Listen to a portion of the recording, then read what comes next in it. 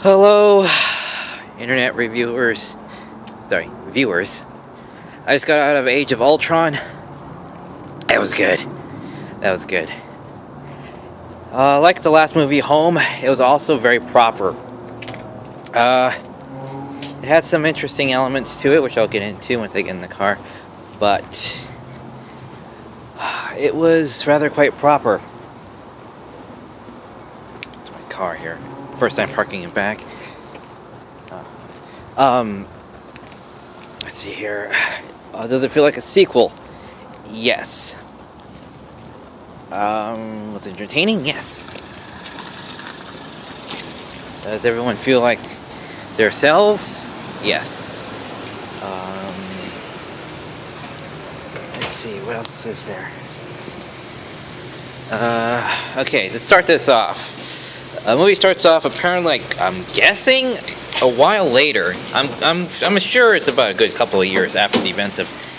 Well, it has been a lot of events since New York, so yeah, a good many years. I don't know, many years, but quite a few years since New York. The Avengers have been around for a while. They've been doing stuff, and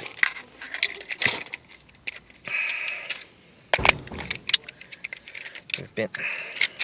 Right, come on.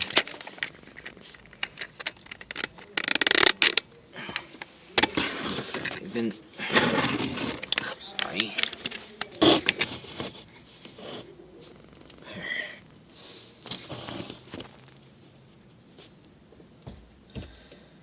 No one's there. Why am I?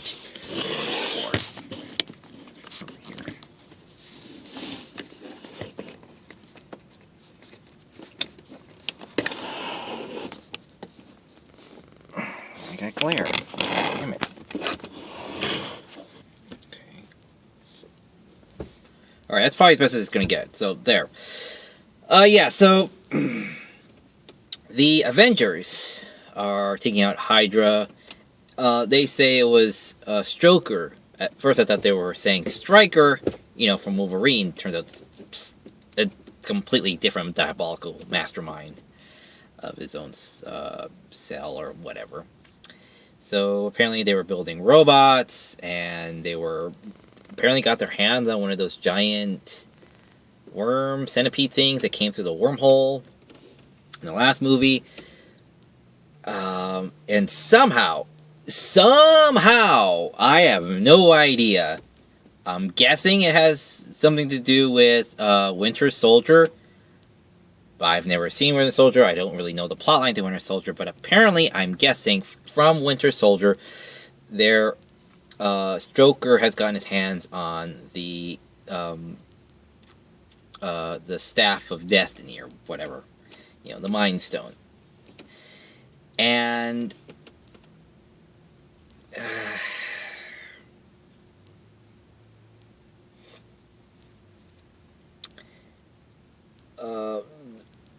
there were two mutants that were with him.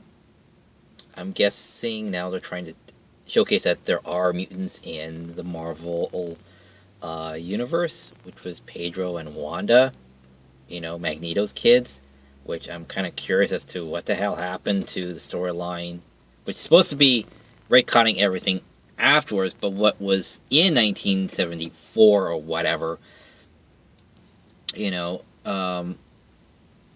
was still canon from that point on. So somehow Pietro and Wanda are somehow suddenly not Magneto's kids for whatever reason. I'm not entirely sure, but it's not implied, but it's just like lack thereof of information. So I'm guessing they're not Magneto's kids.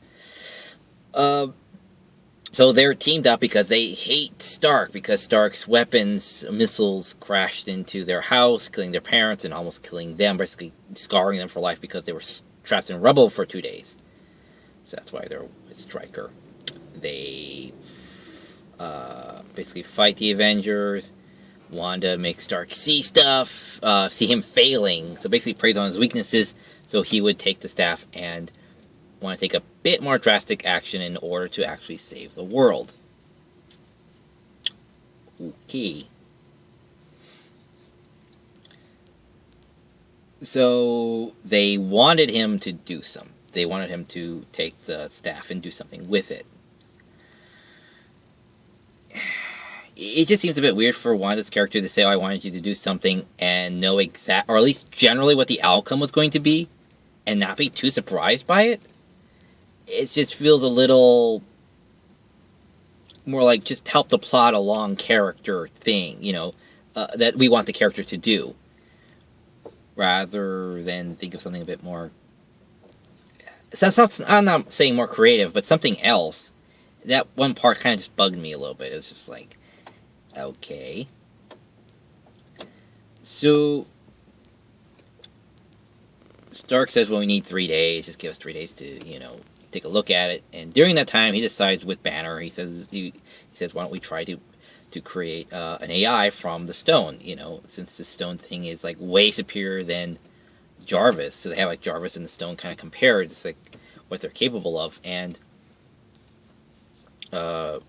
they said if we can harness the AI processing from the stone, we can create a protective armor around the world. So we won't have to keep fighting so much. We can do our, kind of relax for a little bit.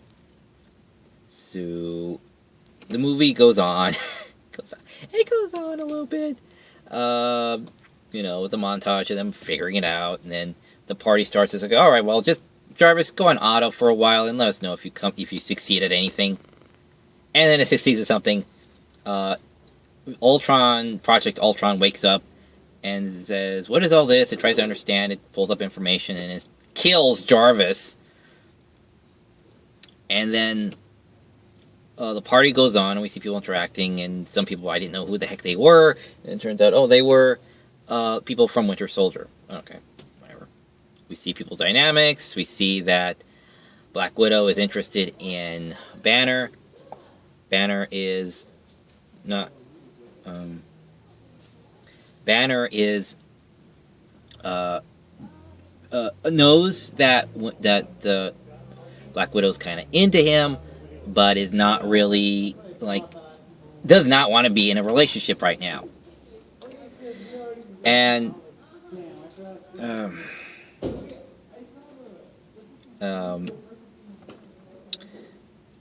so there's a bit of tension between them, and so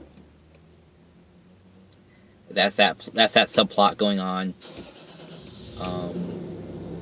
And then the party dies down, and then they go into, the challenge, the challenge of the lift Thor's hammer, and of course, Cap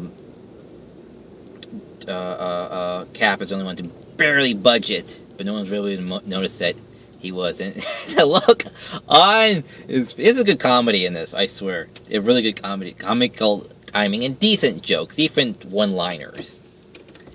Was the look on Thor's face when Cap was just barely able to scrape the table with move it just a nanometer, and Thor's like, oh crap, he can actually do this, but he doesn't. He wasn't able to lift it off the table. He was just able to just nudge it a little bit. And he says, see, you're all just not worth it.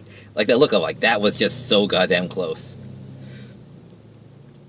And then then Ultron steps out, and he goes through this whole thing. Now, when I saw the trailer, I thought that maybe they've had Ultron stop by doing logic loops in the past 2 TV cartoon series. They've been able to stop Ultron in the 90s, mid-90s, and then in the current, not Avengers Assemble, but Avengers Earth's Mightiest Heroes series, the first one. They managed to stop Ultron by using the same basic psychological method of if humans are imperfect and you were made by humans, therefore you are imperfect. And so I thought they were probably going to do that, or since they had brought up the challenge, I thought they were going to say, okay, Ultron, if you're so noble intentioned and pure, you try lifting the hammer. I thought that's what they're going to go with. They don't. Just saving you time now. They don't. But they do use it for other means of of psychological testing later on. I'll get into that. Anyway, so this thing is 2.5 hours long. You feel you've sat through a feature, so I'm trying not to go step by step, blow by blow with this thing. So it'll take me forever. Okay, so they fight Ultron. Ultron escapes after his monologue. Oh, okay. I'm going to say this now. Ultron sounded a bit more scarier in the trailer because he sounded a lot more menacing. When he sings the song, goes in for the song and he sings the last lyric. He sounded like way more scary, like a little bit more robotic and a little less like soulless, like less human. That would make like a really good villain. Now he's a lot more like Stark. He's snarky. He quotes lines. He's peppy at times. Like he has moods. He gets angry. He gets offended. And it's like, okay, this is an interesting villain, but he's more like a Bond villain than anything else. Closely something like that. I thought he was going to be more like the other incarnations of Ultron, where he's going to be